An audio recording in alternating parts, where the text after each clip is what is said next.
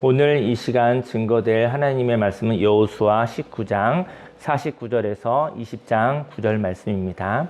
함께 말씀을 봉독하겠습니다.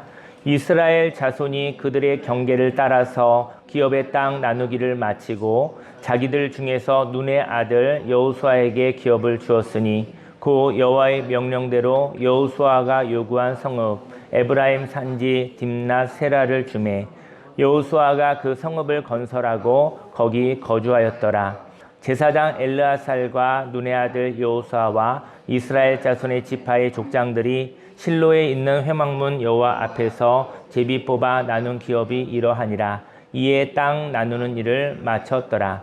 여호와께서 여호수아에게 말씀하여 이르시되 이스라엘 자손에게 말하여 이르기를 내가 모세를 통하여 너희에게 말한 도피성들을 너희를 위해 정하여 부지 중에 실수로 사람을 죽인 자를 그리로 도망하게 하라.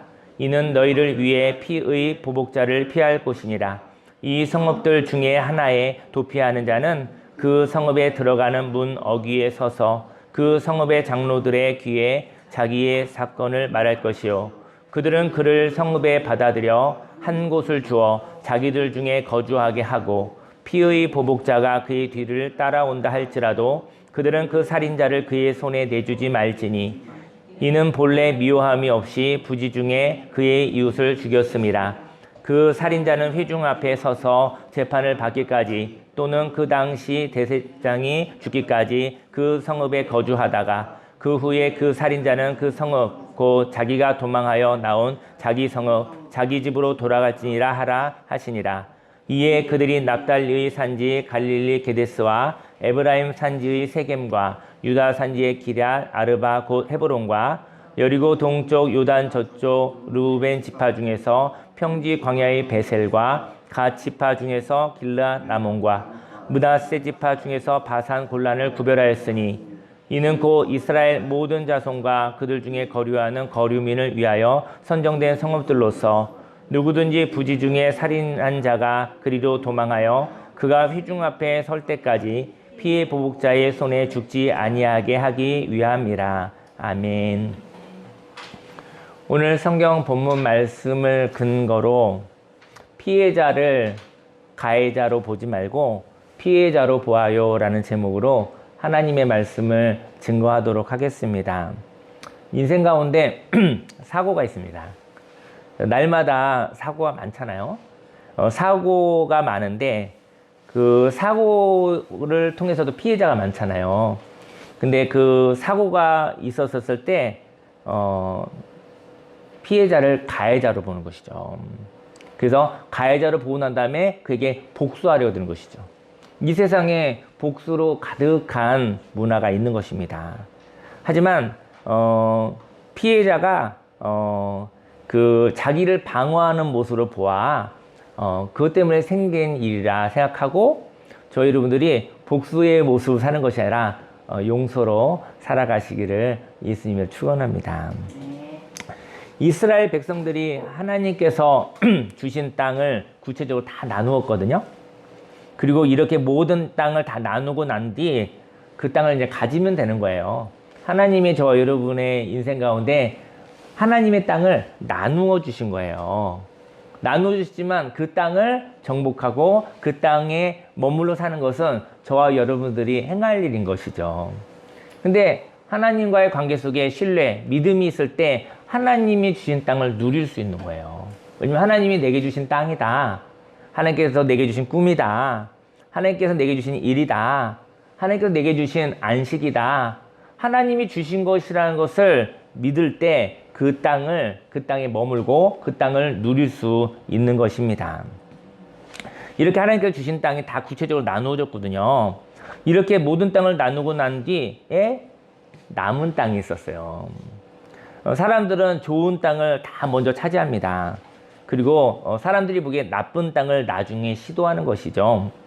하지만 이렇게 인생이 유한하여 끝이 있어서 먼저 좋은 땅을 차지하여 누리기에도 부족하다면 시간이 없어. 그러면 좋은 땅을 선점해서 누리시기를 예수님이 여러분 축원합니다.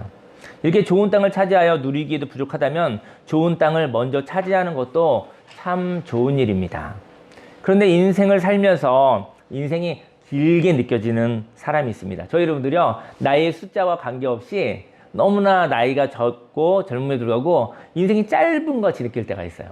그리고 또 연세가 많으신 어르신이 볼 때도 인생은 알 수 없지. 인생은 하나님 허락하신 날까지니까 이상하게 인생에 여유가 있는 사람이 있어요. 그래서 시간에 매이지 않는 여유가 있는 사람이 있고, 시간이 젊음의 나이는 많은데 마음에 영혼의 여유가 없어서 시간이 너무 없이 조급하게 살아갈 때가 있다라는 것이죠. 인생을 살면서 혹시 인생이 길게 느껴지는 사람이 있으십니까? 인생 여행은 얼마의 시간을 살아갈지는 아무도 모릅니다. 하지만 아무도 모르지만 조급함이 느껴지지 않는 사람이 있습니다. 저희 여러분들에게 혹시 하나님이 선물로 인생 가운데 조급함을 주지 않는다고 한다면 그때 인생에 있어서 또 다른 삶의 관점이 필요하다는 것이죠. 인생을 살지만 왠지 시간이 여유 있게 있을 것 같은 마음이 있습니다. 물론 자신이 생각하는 것보다 짧은 여행이 될 수도 있습니다. 그리고 변수에 의하여 인생이 짧다 하여도, 혹시나 또 변수에 의해서 인생이 짧아질 수도 있잖아요. 그것이 인생이 짧다 하여도 자족할 수 있는 자유가 있어서 시험에 들지 않을 때 이것을 여유라고 합니다. 저희 여러분 인생 가운데 인생의 여행이 길 것 같아요. 그렇게 느껴지는 것이 여유거든요. 근데 어느 날 인생이 짧아진다 할지라도 시험에 들지 않는 마음, 그게 여유입니다. 하나님이 이렇게 여유를 주셨을 때 그 여유로 이래도 좋고 저래도 좋은 삶을 삽니다. 예전에는 오늘이 너무 소중하여서 기회가 되었을 때 좋은 땅을 차지하는 것으로도 의미가 있습니다. 근데 이렇게 오늘을 아름답게 누리다 보니 생명이 길어졌다는 거죠. 저희 여러분들이 오늘을요, 아름답게 누리시면 여유가 생겨요. 인생의 수명은 이렇게 줄어들겠죠. 하지만 오늘을 행복하게 살게 되면 이상하게 여유가 생겨요. 그리고 생명이 길어지는 것입니다. 여유가 생긴 것이죠. 하지만 오늘을 너무나 힘들게 살면 여유가 없어져요. 아마 육신의 생명의 길이는 정해져 있는 것 같지만 마음의 영혼의 여유가 없는 거예요. 그래서 들볶고 사는 거예요. 그리고 부대끼며 사는 거예요. 하지만 여유 있는 사람의 부작용이 있어요. 그 부작용은 생명이 많다고 생각하니 시간이 많다고 느껴져서 그 사람이 자꾸 미루는 삶을 살아간다는 것이죠. 우리는 소중함의 삶이 있고 여유로움의 삶이 있어요. 저희 여러분들은 한 걸음은 소중한 발걸음으로 살아가시길 바랍니다. 또 한 걸음은 여유로움의 발걸음으로 살아가시길 바랍니다.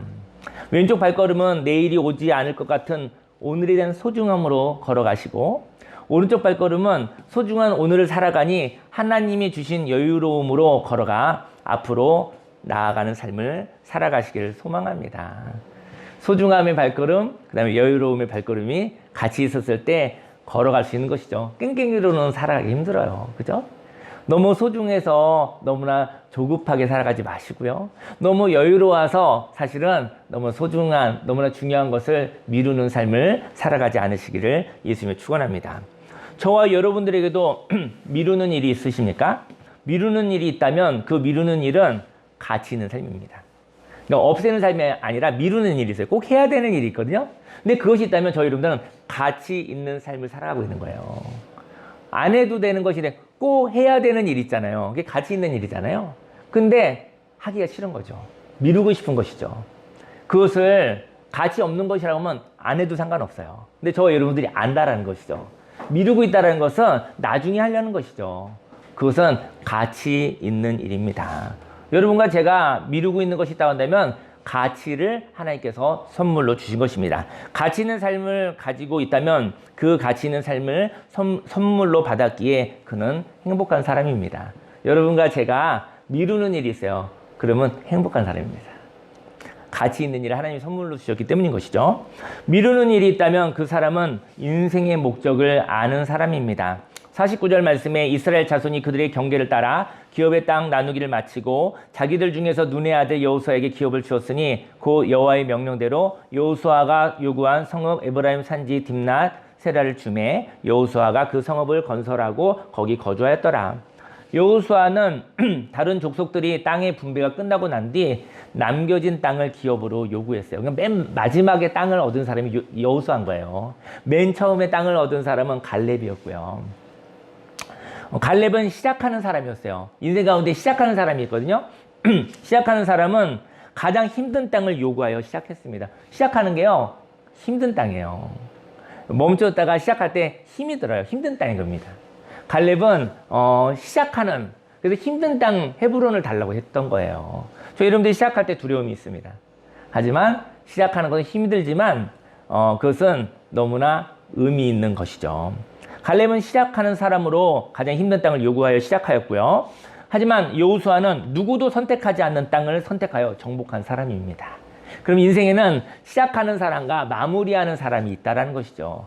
저 여러분의 영혼의 속사람 중에서 바로 시작하는 사람이 있고 저 여러분의 속사람 중에 마무리하는 사람이 있는 것이죠. 또 사람과 사람이 연합한다고 한다면 시작하는 사람과 마무리하는 사람이 짝이 되는 것이죠. 일을 잘 벌리는 사람과 일을 잘 마무리하는 사람이 짝이 되어지면 그것은 참 행복한 것입니다.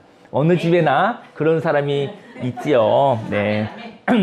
시작한다고 해서 나는 시작하는 은사가 있구나, 벌리는 은사가 있구나, 나는 마무리하는 은사가 있구나, 서로 다투지 않으시기를 예수님을 축원합니다. 이렇게 시작하는 사람과 마무리하는 사람의 연합으로 하나님의 일이 이루어지는 것입니다. 마태복음 5장 5절에 온유한 자는 복이 있나니 그들이 땅을 기업으로 받을 것이며, 이렇게 여호수아를 통하여서 가나안 땅 정복이 마무리가 됩니다. 그런데 하나님은 여호수아를 통하여 도피성을 만들게 합니다. 인생 가운데 도피성을 만드는 이유는 무엇일까요? 인생의 목적을 발견한 사람이 있습니다. 그런데 이렇게 목적을 향하여 걸어갈 때도요, 인생 가운데 사고가 있다는 거예요. 인생 가운데 저 여러분들의 계획에서 어긋난 일들이 인생을 많이 산 것만큼 변수가 있어요. 그래서 인생이 험하다고 하는 거예요. 하나님이 함께하지 아니하시면 그 험한 길을 걸어갈 용기가 없는 것이죠. 인생의 목적을 발견해도 그 목적을 향해 걸어가도 사고가 있을 수 있어요. 사고를 통하여 상실을 경험하면 그 사람은 목적을 잃어버립니다. 그리고 그 목적을 잃어버리니까 그는 방향을 잃었기 때문에 그 자리에 끝없이 멈추어 있어서 목적을 향하여 걸어갈 시간을 빼앗긴다는 것이죠. 물론 방향을 잃었기 때문에 그 자리에서 방향을 찾기 위해서 머무는 시간은 정말 필요한 시간입니다. 하나님은 인생을 살면서 목적을 발견했는데 그 목적을 향하여 걸어가다가 사고를 경험하여 목적도 기회도 잃어버린 사람들을 보호하고 싶으십니다. 1절 말씀에 여호와께서 여호수아에게 말씀하여 이르시되 이스라엘 자손에게 말하여 이르기를 내가 모세를 통하여 너에게 말한 도피성들을 너희를 위해 정하여 부지 중에 실수로 사람을 죽인 자를 그리로 도망하게 하라. 이는 너희를 위해 피해 보복자를 피할 곳이니라. 인생에는 사고가 있습니다. 사고의 특징은 피해를 받는다는 것이죠. 피해를 입는다는 것이죠. 그리고 사고의 특징은 피해자가 많아요. 근데 가해자가 없다는 것입니다. 가해자를 찾을 수가 없어요. 하지만 사고를 통하여 피해를 입었으니 그 피해를 입은 자가 어떠한 결심을 하는지 아십니까? 피해 입은 사람들이 가해자를 찾아다니는 거예요.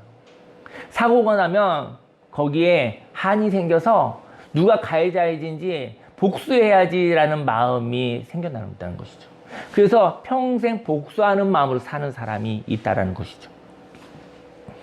인생 가운데 가해자의 모양을 가진 사람이 있습니다. 그런데 그 가해자가 심판을 받아서 벌을 받으면 되겠죠. 그런데 가해자를 단순하게 판단하여 심판한다면 용서가 없는 세상이 될 것입니다. 이 세상에 심판은 있으나 이 세상에 만약에 용서가 없다고 한다면 이 세상은 너무나 무서운 세상입니다. 이 세상에 가해자의 모양을 가지고 있으나 피해자로서 생긴 정당 방위에 의해서 가해자가 된 사람이 있습니다. 그러니까는 내가 피해자이기 때문에 내가 정당 방위하다가 힘 조절이 안 돼가지고 내가 가해자가 된 거예요. 다시 말해 그도 또한 피해자인 가해자인 것이죠. 만일 가해자를 잡아서 심판하는 세상이 된다면 마음의 중심은 어떠할지라도 겉모습이 가해자가 아닌 것으로 되는데 목숨을 걸고 살아갈 것이라는 것이죠. 다시 말해 내가 잘못하지 않았다라는 것이 인생의 목적인 거예요. 인생의 목적이 내가 잘못하지 않았어. 내가 잘못하지 않았다는 것만 되면 나는 살아갈 거야. 너무 소극적인 삶인 것이죠. 아름다운 가치를 향해서 걸어가는 것이 아니라 내 책임은 아니야. 나는 비난받고 싶지 않은 그 손가락질로부터만 자유로우면 어떻게 살아도 상관없어. 이건 너무나 소극적이고 너무나 속상한 삶인 것이죠. 내가 잘못하지 않았다는 모습을 만들기 위해 예민하게 반응하며 살아갈 것입니다. 하지만 이렇게 아무도 책임지지 않으려는 삶을 살아가는 세상은 퇴보하는 세상입니다. 이렇게 책임 회피의 세상은 생기가 없어서 죽어가는 세상이 될 것이죠. 이 세상에 있는 모든 사람들이 내 책임이 아니야. 이것만이 내 삶의 목적이야. 그 세상에서 무엇이 이루어질 수 있겠습니까?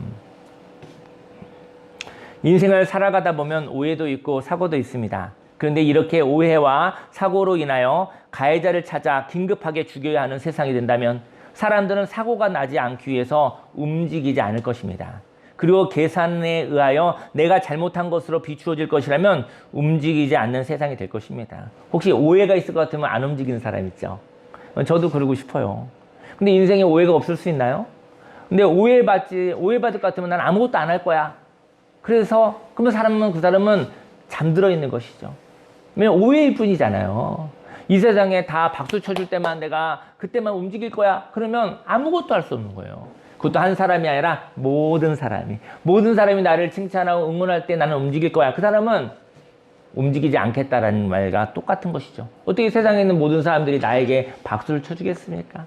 이 세상에 있는 모든 사람이 박수 쳐주지 않아도 하나님 주신 목적을 따라 내가 나에게 박수치며 내가 나를 격려하며 하나님의 응원을 받으며 그 길을 걸어가는 것이죠. 하나님이 허락하신 그 길은 외롭지 않습니다. 왜냐하면 하나님이 저희 여러분을 응원하십니다. 모두 다 죽은 사람들이 사는 세상이 되는 것이죠. 만약에 내가 잘못한 것으로 비추어질 것이라면 오해가 된다면 나는 움직이지 않을 거야. 그런 세상은 죽은 세상인 것입니다. 실수로 고의가 아닌 어떤 사고로 사람을 죽인 자가 있었습니다. 근데 그 사람은 살인자였죠. 그래서 그 사람은 도망가기 전에 잡아서 죽여야만 했죠. 왜냐하면 도망하고 난 뒤 시간이 지나면 잡을 수 없을지 모르기 때문인 것이죠. 이 세상에 사고가 일어났어요. 사고가 났는데 누가 피해를 입어요. 피해를 입은 사람은요, 빨리 가서 그 사람을 잡아서 복수를 해야 되는 거예요. 왜냐하면 내가 안 하면 국가도 또 때로는 하나님에 대한 신뢰여서 하나님도 복수해주지 않으실 거야. 내가 움직이는 것이 빨라 이러고서 복수자의 삶을 살아가는 것이죠. 도망가는 자가 있습니다. 도망하는 이유, 어느 누가 도망하는 거예요. 그때 여러분들은 어떻게 그 사람을 생각하나요? 도망하는 자를 보고서 이렇게 단순하게 생각하는 것이죠. 도망하는 이유는 그가 범죄자이기 때문에 잘못하였기 때문에 도망간다고 생각하는 것이죠. 그런 도망도 있습니다. 하지만 도망가는 이유가 있어요. 그건 억울하기 때문에 도망가는 것입니다. 억울하기 때문에 도망가는 사람이 있습니다. 왜냐하면 여기서 복수를 당해서 그냥 죽을 수 없어서 도망가는 거예요. 왜냐하면 억울한 일이 생기지 않기 위해서 내가 피하는 거예요. 다시 말해 살기 위해 도망가는 것입니다.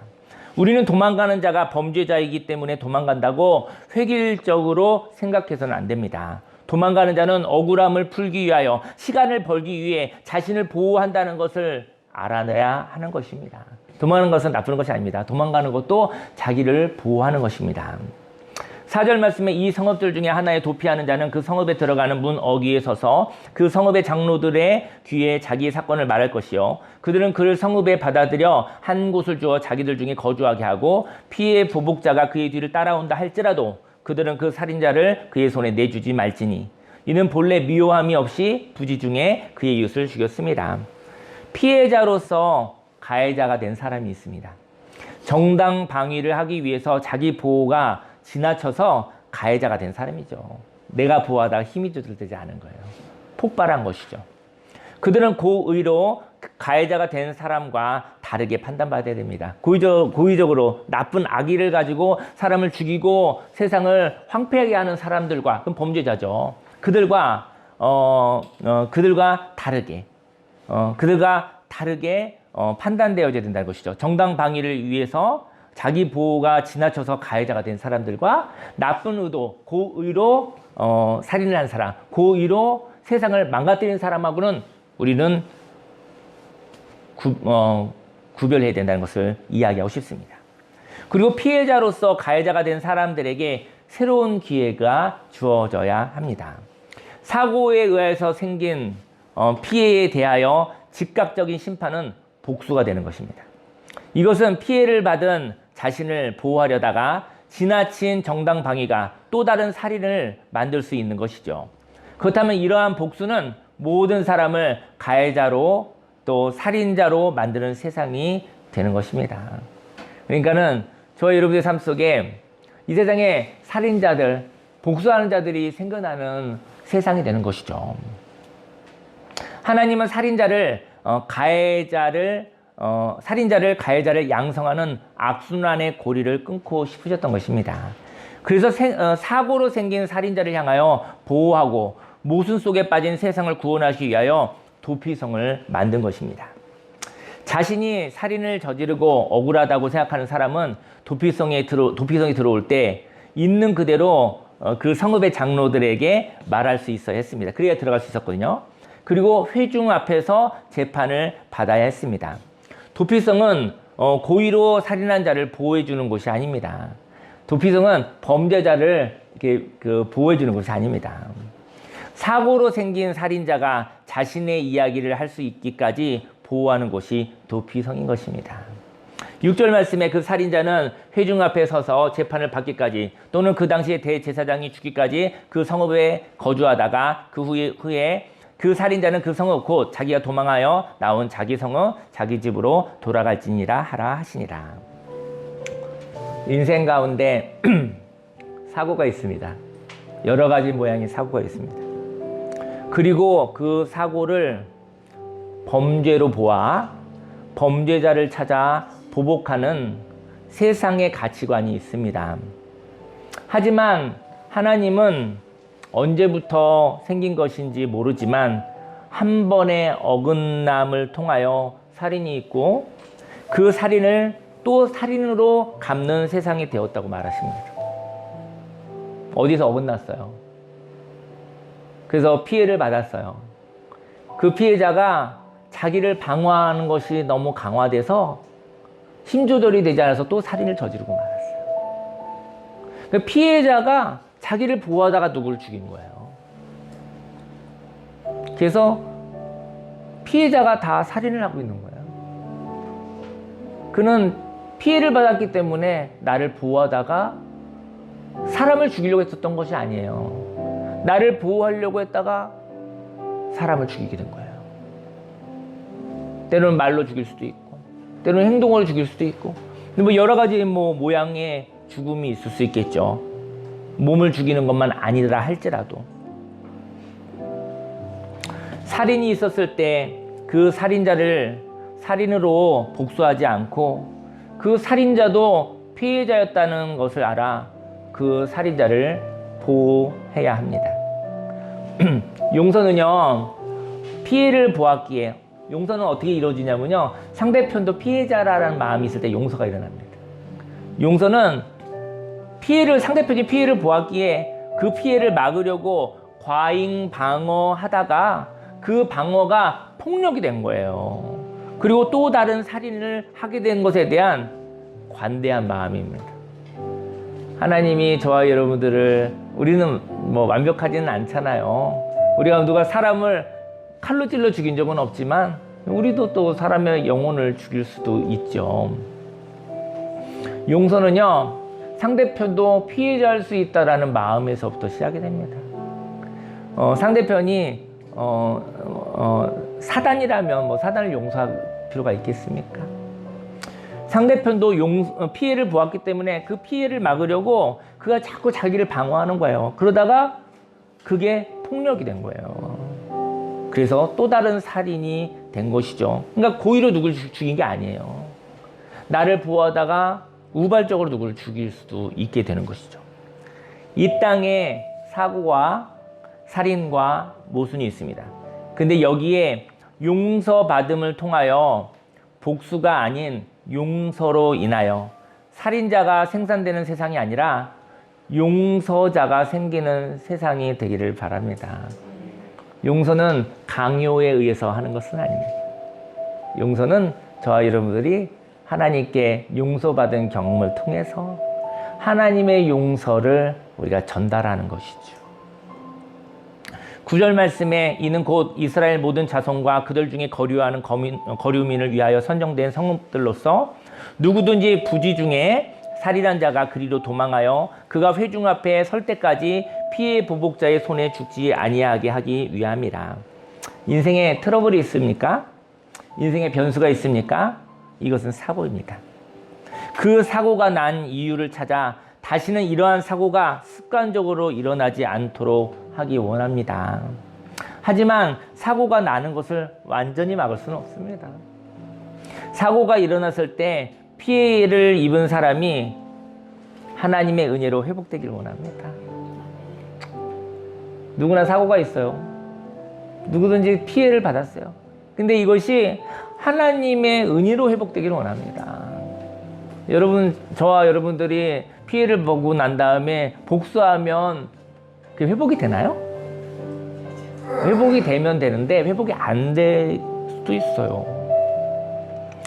사고가 났을 때 가해자가 용서를 받기를 원합니다.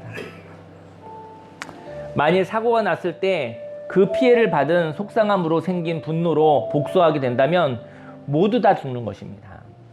반면 사고가 났을 때 그 사고로 피해를 받은 것을 우리의 대제사장 대신 예수님이 죽음으로 생명을 보상해 줄 때까지 도피성에 기다려야 됩니다.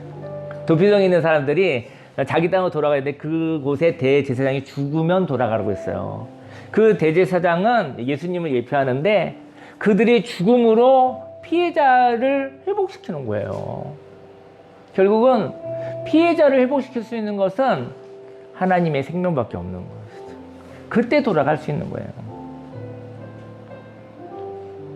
그리고 도피성에서 정당 방위에 의하여 폭력을 행한 것을 회개하고 용서를 받기를 원합니다.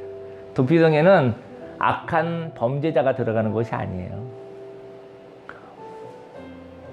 억울하게 우발적으로 일어난 사고 때문에 그가 즉각적인 보복을 당하지 않기 위해서 보호하기 위한 곳이라는 것이죠. 인생 가운데 사고가 났을 때 우리들에게 도피성이 있길 원합니다. 도피성, 영혼과 삶의 안식처, 여백이 있기를 원합니다. 회복을 위한 하나님과의 대화가 있기를 원합니다. 그리고 하나님의 역사하심까지 기다리며 보호를 받으시기를 바랍니다. 피해를 받았을 때 그 피해를 세상과 사람이 고의로 가해했다고 생각하지 않기를 원합니다. 그리고 자기 방법으로 복수하려고 하지 않기를 원합니다. 사고에는 회복이 필요합니다. 피해를 받은 자도 하나님의 회복이, 사고로 가해한 자도 용서를 받는 회복이 필요합니다. 세상과 사람을 나를 가해하는 대상으로 보아 적대하지 말고 세상과 사람이 피해를 보아 진리 없이 복수를 하다가 지옥과 같이 혼란한 세상이 되었다고 보기를 원합니다. 그리고 세상과 사람에 대하여 하나님의 축복과 하나님의 용서가 필요하다고 바라보시기를 바랍니다. 우리는 다 모두 하나님의 보호와 축복과 용서가 필요한 사람들입니다. 저와 여러분들에게 도피성이 있기를 원합니다. 하나님이 있기를 원합니다. 대제사장의 죽음과 같은 예수님의 은혜와 사랑이 있기를 원합니다.